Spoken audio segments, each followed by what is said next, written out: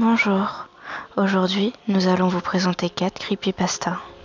La première histoire est n'ouvrez pas cette porte. Quoi qu'il arrive, n'ouvrez pas cette porte. Alors évidemment qu'une fois que l'idée était plantée là, elle ne m'a plus quitté. Quand mon tout nouveau propriétaire m'avait fait visiter la maison que je venais de louer, l'instruction était simple, presque austère. Faire attention au chauffe-eau, 2203 pour bloquer la poubelle, etc. Mais il y avait cette instruction abstraite qui avait conclu notre visite de la cave. Quoi qu'il arrive, n'ouvrez pas cette porte. C'était presque trop facile. Je me voyais déjà dans tous les journaux de la ville. Un homme se fait étriper dans sa cave après la découverte du repère d'un tueur en série. Bon, la formulation pouvait bien changer, mais l'idée était toujours là. Je me suis toujours trouvé suffisamment malin pour esquiver les problèmes. Je n'avais pas pensé à tenter le diable aujourd'hui. Alors non, je n'allais pas ouvrir cette porte. Les premiers mois dans la maison se sont déroulés sans problème. J'ai même invité quelques copains. Je ne manquais jamais de leur rappeler cette obscure instruction. Quoi qu'il arrive, n'ouvrez pas cette porte. Mais bien sûr, la machine à problème que j'appelle communément mon cerveau s'est vite mise à débrayer. Évidemment, j'allais l'ouvrir cette putain de porte. C'était une question de jour, d'heure. Bordel, j'ai jamais été très catho, je crois pas aux fantômes. Qu'est-ce qu'il pouvait y avoir derrière cette porte qui pouvait me faire si peur? Alors évidemment que ce soir de mars, j'y suis allé. Et dans ma tête, la phrase résonnait. Quoi qu'il arrive, n'ouvrez pas cette porte. Quoi qu'il arrive, n'ouvrez pas cette porte. Quoi qu'il arrive, n'ouvrez pas cette porte. J'ai avancé dans la cave, baissant la tête pour éviter les planches. Tout était précis dans mon cerveau.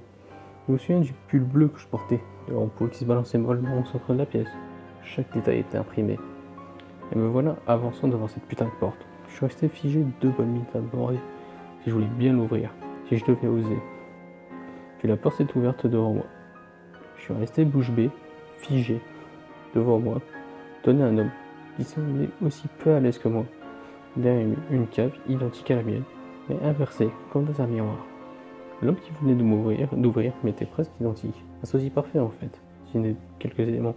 Ses yeux n'étaient pas de la même couleur, son pupille était gris, pas bleu. Je fixais ce doute sans trop y croire. Nous sommes regardés. Il a fini par parler. Bordel, je m'étais toujours demandé ce qu'il y avait derrière cette porte. La seconde se nomme le jeu du jumeau perdu.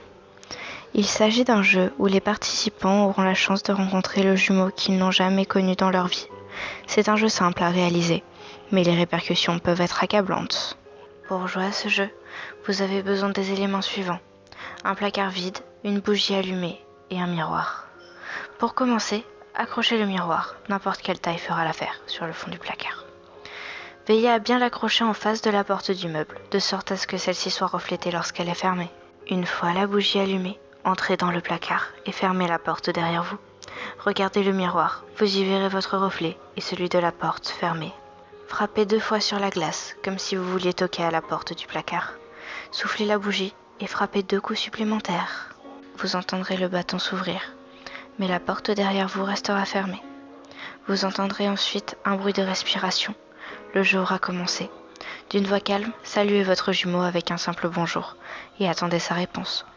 Ensuite, posez une question simple à laquelle il peut répondre par oui ou par non. Il répondra. Le jumeau réagira de l'une des 2 manières suivantes. Donnez une réponse aimable ou une réponse hostile. Les bonnes personnes recevront un bonjour gentil en retour de leur salutation. Posez alors votre question et la réponse vous sera chuchotée. Peu après, un sentiment de chaleur et de confort vous envahira. Le son d'une porte qui se ferme signalera la fin du jeu, car votre jumeau aura établi le contact, transmis son message et quitté le placard. Quant aux mauvaises personnes, elles recevront en retour un grognement digne d'un animal. Si vous essayez de poser une question, vous recevrez en réponse des griffures ou des morsures de la part de votre jumeau. Un froid glacial envahira le placard et un sentiment de malheur imminent provoquera en vous une peur inébranlable qui persistera durant des heures. Vous entendrez le bruit de la porte qui se ferme et le miroir se détachera du mur, se brisera en morceaux. Lorsque vous quitterez le placard, assurez-vous de prendre le miroir avec vous, intact ou brisé. Si vous le laissez derrière vous, vous serez harcelé par la voix de votre jumeau qui vous appelle et frappe sur les murs, et ce, jusqu'à ce que vous enleviez le miroir. Ce jeu révèle beaucoup de choses sur l'âme d'une personne. Attention aux joueurs. La troisième histoire est comportement répétitif.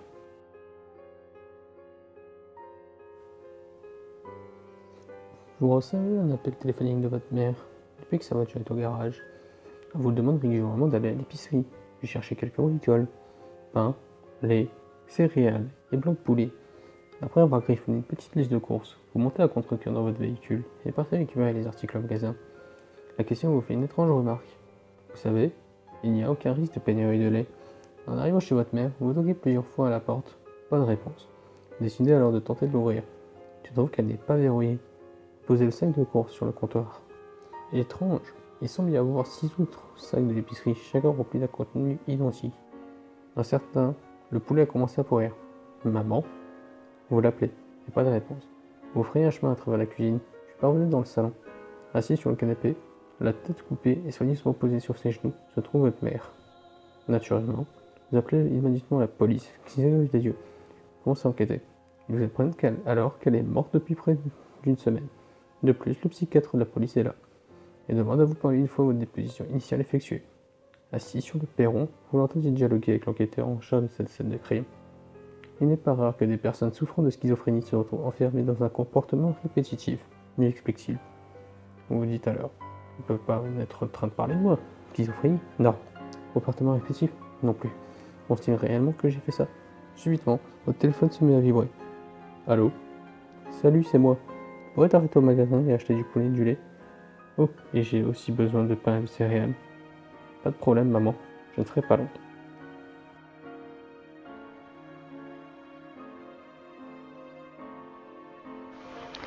La quatrième histoire de cette vidéo se nomme La ferme abandonnée.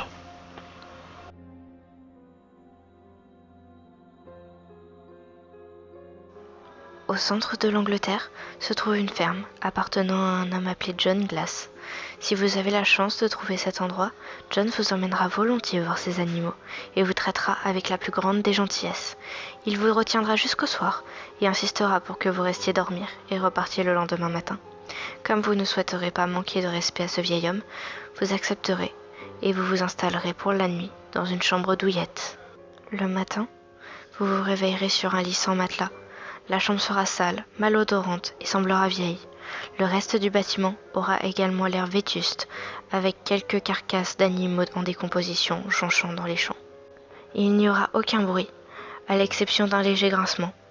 Vous découvrirez qu'il provient d'un garage délabré, et si vous osez jeter un coup d'œil à l'intérieur, vous vous verrez attaché et bâillonné. Vous verrez John Glass vous torturer d'une manière que vous ne pourriez même pas imaginer. Puis vous vous réveillerez dans votre propre lit, sans aucun souvenir de la veille. Vous chercherez une ferme abandonnée, et dès que vous la trouverez, vous déciderez de vous y installer et de la rénover. Vous oublierez votre ancienne vie. Un an plus tard, un voyageur sans méfiance viendra dans votre ferme. Vous l'amènerez volontiers voir vos animaux et le traiterez avec la plus grande des gentillesses.